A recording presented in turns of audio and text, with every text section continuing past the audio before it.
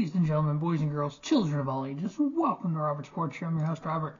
Alright, WWE SummerSlam happened on Saturday night, Monday Night Raw last night. I haven't actually watched Monday Night Raw yet, but we're going to look at just SummerSlam. Overall, I thought it was a really, really good show.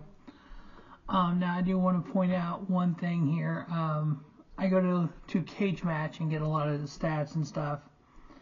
And Cage Match reported the attendance at 55,858. They reported on Peacock at 57,791. And so I want to see what other attendance figures are out there, because it's kind of unique to me for there to be multiple reports of attendance out there. Alright, so it looks like a couple of them are saying the same that WWE announced. So I thought it was kind of unique when I pulled that up, and immediately it says something different. Like, here's one that says that was last year, 23. Let's see what this one says. Yeah, so those sites are saying typically the same as what WWE reported. So okay. Anyway, so we had the theme song was Liar by Jelly Roll, which I actually kind of enjoyed that. So we had Michael Cole, Pat McAfee, and Corey Graves on commentary. First match, we had the WWE Women's title, World title on the line, champion Liv Morgan taking on Mommy Rhea Ripley with her with Dirty Dom, or as Liv calls him, Daddy Dom. This whole love triangle, it's been kind of interesting to see what they've done with it, why Rhea was out hurt, and to bring it back and kind of keep it going here when she got back, and having that little twist with Liv. The fact that they started this match off with 3 short line clotheslines by Rhea on Liv, and then Rhea's shoulder gets dislocated and she literally has to jam into the announce table to get it back into place. That looked like it hurt. But to have Liv go over here and just having Liv hit the DDT on the chair after Dom threw the chair in there, and Liv getting the chair to start out, or Rhea having the chair and Dom taking it away from her, and then the chair comes into place, and then it's like, why are we doing this? I wish they would have just done the chair spot and had Liv DDT Rhea on the chair, and then so basically you have Dom cost Rhea, but leave Dom with Rhea for now and continue the storyline. But go ahead and just flip it that quick and have Dom leave Rhea and go with Liv. I was like, I'm cool with it because of the way the story's been told so far. But having them kiss on the outside and just seeing Damian Priest going to the clubhouse like, I'm going to kill him, I'm like, oh my God. And just seeing the whole Judgment Day just implode on itself. That's one of the biggest remembrance from SummerSlam is watching Judgment Day just implode on itself. I give the match 3 stars with Liv retaining her WWE Women's World title. Obviously, we know we're going to get more Rhea Liv. We know Dirty Dom's involved now. So does Damian just become Rhea's boy toy, or how? Where are we going to transition this? And I actually see this ended up as a intergender tag match with Liv and Dom versus Rhea and whoever. Could be Carlito, could be Balor, could be one of them.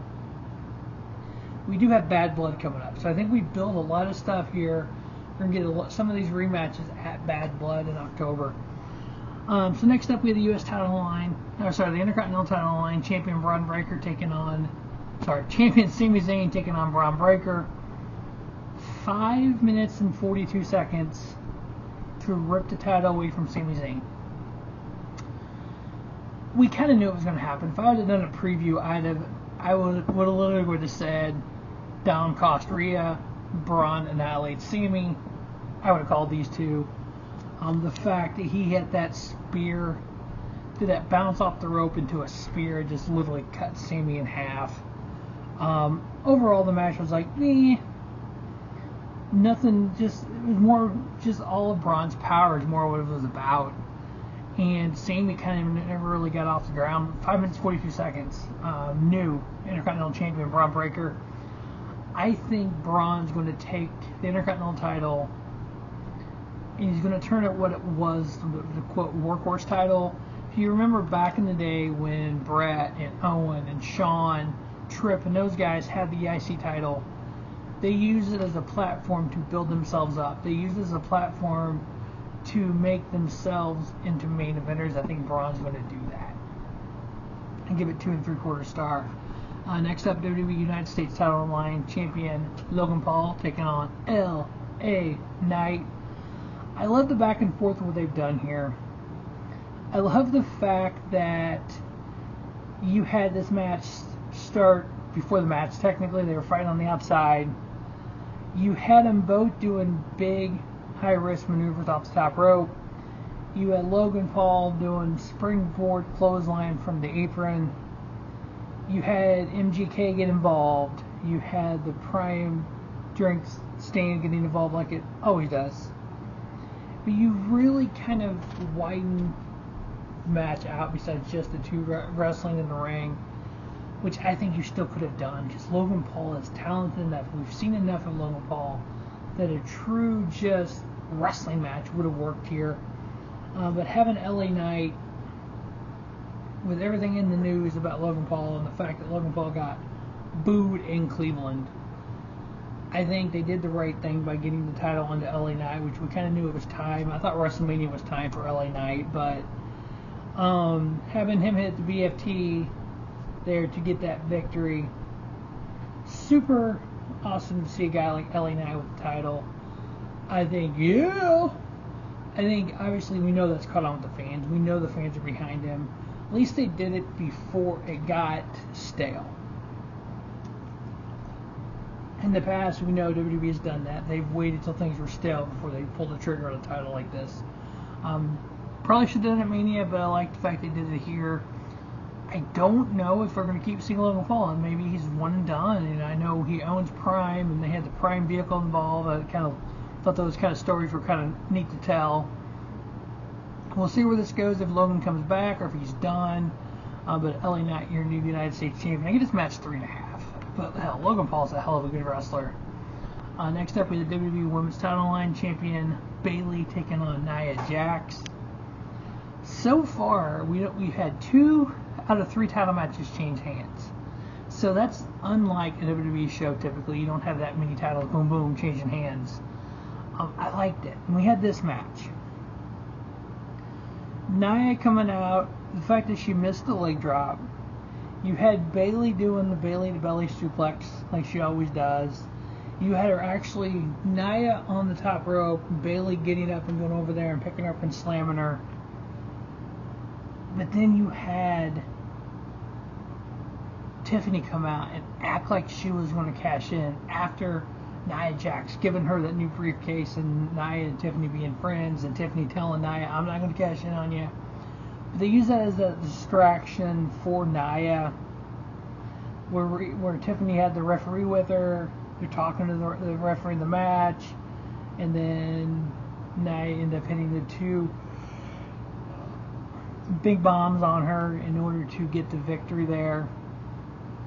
So it was like, then you have the 2 of them celebrating in the ring. It's like you act like you're going to do the cash in, but they're friends, and Nia bought the new briefcase for Tiffany Stratton. Is it best for Tiffany to cash in on Nia? I don't know if it is or not, or at least yet. I think Tiffany needs to hold the briefcase for a while. I think she needs to build it up. Maybe do fake cash-ins, or maybe just come out with a referee to watch the match and not even do cash in. Kind of like, since Tiffany is so, I'm going to say green to the WWE main roster at least, you need to do the initial Money in the Bank what Edge did. He just kind of, after a while, just let it be. And then all of a sudden, cash in it. So it's like, that way people forget about it. You forget Tiffany has it. I mean, let's leave it in the back. Don't even bring it out. Don't even talk about it. Just let people forget all about it and be like, oh crap, she does have it, and have her cash in. But I ended up giving that match 3-star with Nia getting the victory there. So 3 out of 4 matches, title matches, 3 out of 4 title changes. 4 straight title matches, 3 out of 4 title changes. Next up, we had a very special match. We had the special referee, Seth Rollins, Drew McIntyre taking on CM Punk. The fact that Rollins was letting everything just go sometimes. Just go kill each other. I don't care. I love it. And that's all referees should be. That's all special referees especially should be. Just let shit go. Whatever. Kill each other. I don't care. And they are literally doing it. And just watching this feud over the last 7 months, from Rumble till now. Drew hurting Punk in the Rumble, and then Drew costing Punk. Punk costing Drew, 3 matches? Every time Drew turned around and was getting some momentum, Punk cost him the match. Cost him the title after title after title. And then Punk steals, attacks him at Chicago and steals the bracelet that meant the world to him. What I would like to see happen here now that Drew has I love how Punk takes the bracelet, and then Drew gets it back at the end of the match. Now you need to have Drew make a copy and just annihilate Punk somewhere, backstage or wherever, and just have it all just in pieces and just drop it like in his mouth almost. And so it's like just a whole completely disrespect, and then have him the next Monday night on Raw come out in the ring and say, I have the real bracelet right here. If you're man enough, come get it. That kind of deal. But yeah, watch these two just tear each other apart. Drew going over, I like that. Drew getting that bracelet back, I like that. We keep that story going. We know we're going to see more of this. Bad Blood's coming up. This is a perfect match for a Hell in a Cell at Bad Blood. Punk, McIntyre, Hell in a Cell. Just let them just annihilate one another. Or even last man standing. You could do things and build upon it. You don't have to go straight to Hell in a Cell. You can do a last man standing and put off doing Hell in a Cell. You could even do something at War Games where you have Team Drew versus Team Punk, and do a War Games match out of it. That kind of thing, and just kind of keep the feud going for a while. But Drew getting the victory there, I ended up giving it 3.5. Next up, the WWE World Heavyweight Title line champion Damian Priest taking on Gunther. The term transitional champion. I like the fact that we had King of the Ring, Queen of the Ring come back. Nia winning Queen of the Ring, Gunther winning King of the Ring to get the title shots at SummerSlam. I like that. That's something they used to do back in the day, and everybody loved it. We know King of the Ring sparked, Austin 316 says, I just whooped your ass. Now, the fact that we have the title on Gunther, let's step back with Gunther character, Walter. Big Van Walter. If you go back in wrestling lore and look at what Walter/Gunther has done, some of the matches he's had, he was a bigger dude at one point. We know he ended up losing the weight. WWE pushed him to the moon afterwards. He was the longest reigning NXT UK champion. He was the longest reigning Intercontinental champion. Now he's WWE World Heavyweight champion. I would like to see him hold this title and beat Roman's record. Or when he's close to beating Roman's record, do Roman versus Gunther right around the anniversary when he would beat the record. I think that would be a freaking awesome storyline to do. Just have him just hold the title for, whatever that is, 3 years. And then, plan it out and say, okay, whatever show that would be, whatever date that would be, I'd have to do the math. He holds the title till then, has a match against Roman. When he beats Roman at that match, he is the longest reigning champion in WWE modern history. Boom, there you go. But, no, it's a good decision here, putting the title on Gunther. The fact that you had Finn Balor get involved. You had I mean, Priest had his big moves. Obviously, he had the broken arrow on Gunther, the chops, the fact that Damian chopped Gunther after Gunther had that big match with Sheamus, I think it was, where he was already kind of cut up a little bit, and then Damian hit him and he starts bleeding from the chest. When have you ever seen somebody bleed from the chest?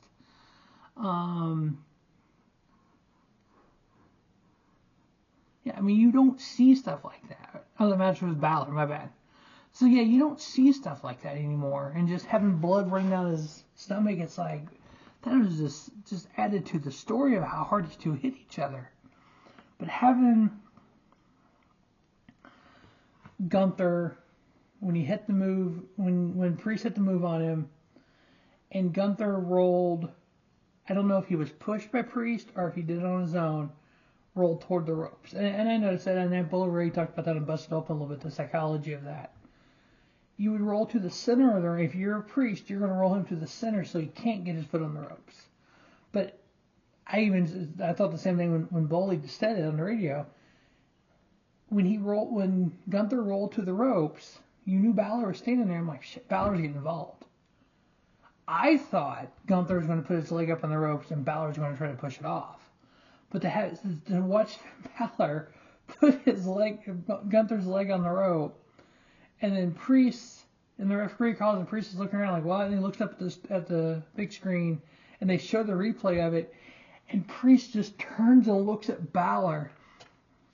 It's like, oh boy, this is getting ugly now. But now that we've seen the Judgment Day just implode with that, and then what Dom did, it's just like, whoa, what are we doing here?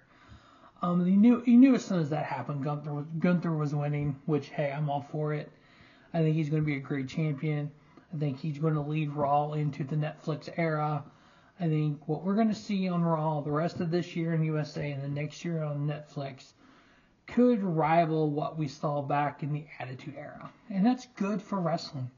The stronger Raw, SmackDown, NXT, God forbid I say it, AEW, TNA, New Japan, the stronger these companies are, the stronger the business of pro wrestling, the stronger a GCW, a Beyond Wrestling is going to be. Because you have wrestlers who leave these big companies for whatever reason, and they ended up, at a GCW, Jinder Mahal, a Reggie, or you have a Matt Cardona who may get back to WWE. You have the Hardy Boys and TNA. You have these guys, and you have the relationship with TNA and NXT right now. You have the AEW New Japan CMLL relationship. You have the TNA AAA relationship. You have wrestlers like a Speedball Mike Bayley. You have Nick Nemeth, who are going from company to company on the independent scene. You have a guy like a Nick Nemeth, who, Dolph Ziggler, former WWE guy, WWE champion, he's now in the TNA. He's now on the independents doing things, helping Revolver. You got Swerve Strickland wrestling as AEW World Heavyweight Champion, wrestling in House of Glory. That is when wrestling is at its best. And that's the era we're going into as we leave 24 into 25. But excited to see Gunther as champion. 4-star match here. Then our main event, we had WWE title on the line. Bloodline rules. Cody Rhodes defending the title versus Solo Sikoa. Solo coming out solo without the Bloodline. But we know the Bloodline's always around. Having the Bloodline come out, or start before the match even started, you had Arn Anderson backstage talking to Cody. We knew the relationship between Arn and Cody in WWE, in AEW, back in WWE. We knew the relationship between Arn and Dusty. And I thought that was kind of a cool factor there. I know there's some stuff online about him leaving AEW, blah, blah, blah. But here's the thing. Back in the Attitude Era, the greatest era of wrestling, we know wrestlers jump from WCW to WWF back and forth. We know since then wrestlers have showed up on TNA, Ring of Honor, AEW, WWE, which has always been in this business. They move around. That's great. Great for Arn Anderson. Great for that spot, having him backstage there. But yeah, then having Solo come out without the Bloodline, then the Bloodline coming out and getting involved. The fact that Arn told Cody, you know they have your back. So we knew when the Bloodline got involved, we knew they would, that Cody would have people there to help him. Kevin Owens, Randy, and then Jacob Fatu come out. And then what I didn't like about the end of this, match-wise, I think it told a story that Solo, as the tribal chief, needs the Bloodline to help him. He's not big enough on his own to beat a Cody like a Roman is. Roman didn't need the Bloodline to help him win. He used the Bloodline to help him win. I knew all along Cody wasn't losing this match. You're not putting the title on Solo. No way. Did I foresee Roman coming out and spearing Solo? Nope, didn't see that. That wasn't on the bingo card. What I had on the bingo card was Roman coming out, trying to help Solo, Cody getting the victory, Roman going to Solo and say, look, with the Bloodline, with my help, you couldn't beat Cody. You're not tribal chief material. I'm back. But to have him blatantly go out and spear Solo, it's like, whoa. Bad blood, Solo, Roman, book it now. War Games. OG Bloodline with Roman versus Solo and the new Bloodline. Book it now. But yeah, seeing how all that went down, and then you had the Bloodline fighting Randy and Kevin. You had this whole thing with Roman out there. Cody's just laying there. Solo's laying there for a little bit. Cody's laying there for a little bit. Cody got involved, or Solo got involved a little bit. The match literally paused, took care of all this other business, and resumed the match to get the victory with Cody hitting his move and getting the victory. I was just like, okay, why are we doing this? I give it 3 1/4. So match quality wise, it wasn't there. Storyline wise, yeah, we told a lot of story there. We build up a lot of story for the next pay-per-view, next premium live event. But we know, hey, Roman's back. He obviously he had that kind of, let's say, tip the cap, but kind of had that respect factor for Cody. So we kind of like, okay, there's going to be a little respect there for those two. So, but you know what? We have a lot going on with Battle in Berlin, and then we have Bad Blood. So we have a lot to build to here for WWE. So can't wait to see Raw this week, SmackDown. We know NXT is going to CW next month. We're going to have the 2 big shows, one in St. Louis with Randy, one in Chicago with CM Punk. By the way, those are head-to-head with AEW because AEW will be on Tuesday because of Major League Baseball playoffs. Don't tell me again, anyone, that NXT doesn't look at AEW, or WWE doesn't look at AEW as competition, because why would you put CM Punk on NXT, Randy Orton on NXT, to go head-to-head versus AEW if you don't look at them as competition? Yeah, they don't look as TNA as competition, so they're working with it. They don't look at any other independent company as competition. They do look at AEW competition. Trust me on that one. But anyway, that is SummerSlam 2024. Thanks for watching. It was a great show, Robert Sports Show, from the independent scene to the main event of WrestleMania. Don't just have a great day. Have a spiffy day. Robert Sports Show, your YouTube leader in sports channel content.